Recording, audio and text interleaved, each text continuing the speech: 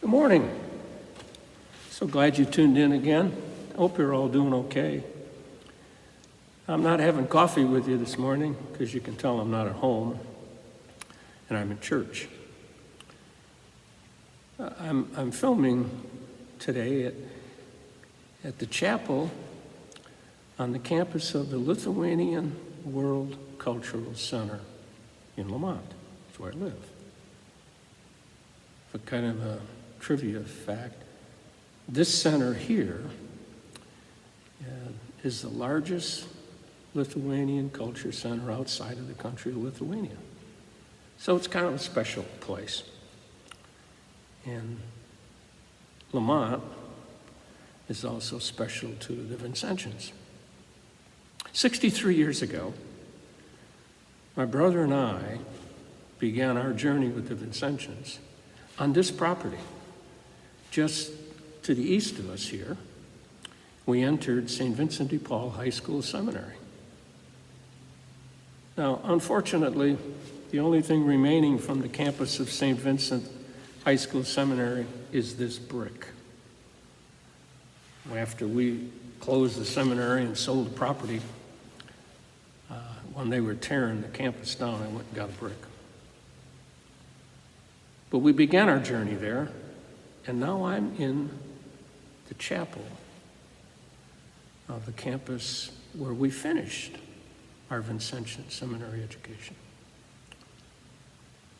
As a matter of fact, I was thrilled that the center allowed me to come and tape this session that we have today. 50 years ago this weekend, here in this chapel, the head of our parish mission apostolate, my boss, my brother, was ordained a priest right here behind me. And I was ordained a deacon. You know, many people have asked, you two entered the seminary together, you're twins, why weren't you ordained the same year? Now, let me be clear. It wasn't because I was sick, which I was. It wasn't because I went AWOL, which I didn't. And it wasn't because I didn't read the how-to books, those manuals that came out, like those yellow books, like Seminary for Dummies. That isn't it either. This property here became the Vincentian School of Theology. And there were a lot of changes that were made. And one of them was that as seminarians, we were allowed to interrupt our studies and to do internships. And I joined the faculty of one of our high school seminaries in Cape Girardeau, Missouri. And another one of our classmates was over at St. Vincent's. Another one was in St. Louis. Another guy, he chose to do his internship at a parish. But it was a good thing for me that year because there were some bonuses. I love teaching. And the bonus was that during that year, I got my first master's degree, a degree in counseling. And another bonus was that Dick and I, we got to create our own identity because we were separated. Because I can tell you, if there were some professors that we had that were still alive, they still couldn't tell us apart. So it was a good thing. The creation of this property, this campus, was done because of a dreamer. Kermit the Frog would have loved this guy. He was our provincial, very Reverend James Fisher. And he looked in the year of 1959, he knew that we needed to upgrade and renew, if you will, remodel our Vincentian seminary training. Before we had this campus, we had 9 years in St. Mary's Seminary in Prairieville, Missouri. 2 years in Vishit, and then we had 3 years of college, philosophy, and then 4 years of theology. And he had this dream and vision of, we've got to separate the collegians with the guys in theology. And that's why we built this. It opened in 1964. There was a change now in seminary training. You know, little things besides the internships. You know, when we were at Perryville, a deacon would preach to other deacons and priests and seminarians. Once we were here, deacons were preaching all over the metropolitan area. Wonderful experience. And then we were critiqued. And we were able to become better preachers. And our seminarians here got involved in ministry, whether it was learning what it is to be a chaplain at hospitals, or working in schools, or working for the poor. We got the experience of ministry before we were ordained. So this change was really, really wonderful. The same year, 1959, there was another dreamer. But his dream was a lot bigger. He wanted to renew, to remodel the entire Catholic Church. Pope John the 23rd. No, St. John the 23rd. But he wanted to renew the church. And so he called the Vatican Council. And this was the first time that they had a council at the Vatican in 100 years. And it became Vatican II.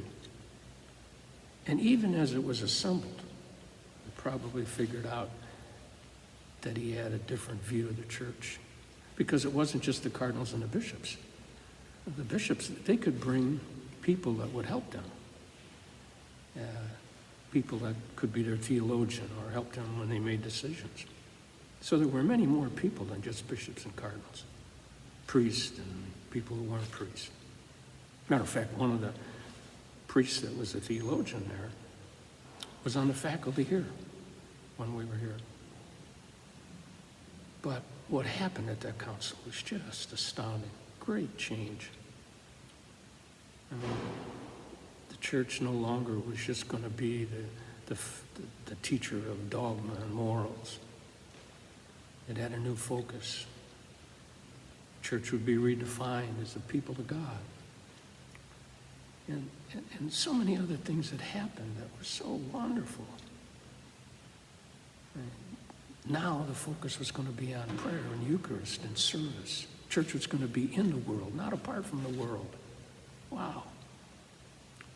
And little things like, I didn't have to say Mass facing the wall anymore. You know, when I was first ordained, it was the first summer I had a wedding in my hometown, LaSalle, Illinois, which is about 80 miles from here.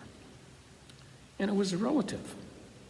Unfortunately, it was in a church where the pastor did not embrace Vatican II.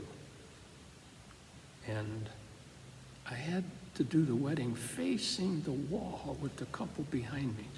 Oh my God, is it difficult? And he was there to make sure I did it correctly. How about being able to celebrate in our own language? Wow. You know, it's so many great things that happened. And so the thing that I enjoy about being here and driving by this property and this campus, it's not changed, and it always reminds me of change that was good. In my opinion, it was good. Seminary training was changed for the better. I believe the church was changed for the better. So the reflection that I offer today is, how do you deal with change? You know, our world is different. For the last 2 months, we have dealt with change. We were forced to. But I think now we're realizing that change brings about some good things. You know, these last couple of months, I think it was easy to understand, you know, it's nice talking to people. How about this? The parents are the first and best teachers of their children. Oh, they found out how hard it is. But they have an appreciation for teachers. That's another thing we learned during this forced change of staying in. Got to appreciate people who do things for us that we take for granted. You know, and that's been a wonderful, wonderful byproduct of that change that we had to endure. And so our world may be different. We're going to have to deal with change. How do we deal with it? I mean, what's our best approach to changing? I know how we changed the seminary. We had some dreamers. We changed the church because we had dreamers. But throughout all of that, there's one constant. Living with change, dealing with change, and making change.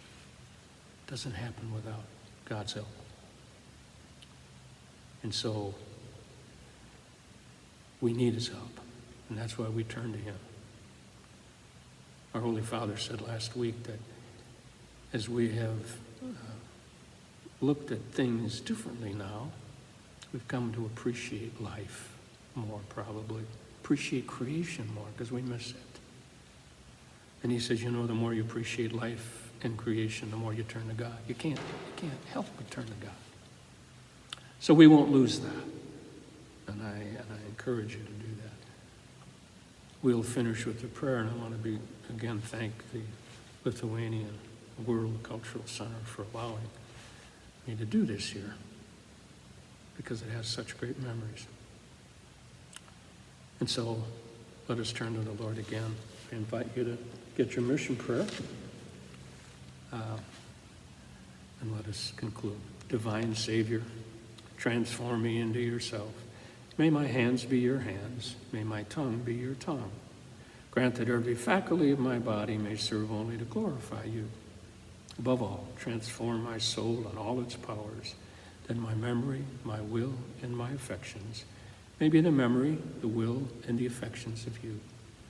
I pray you to destroy in me all that is not of you. Grant that I may live but in you, and by you, and for you, and that I may truly say with St. Paul, I live now, not I, but Christ lives in me. Thanks for watching.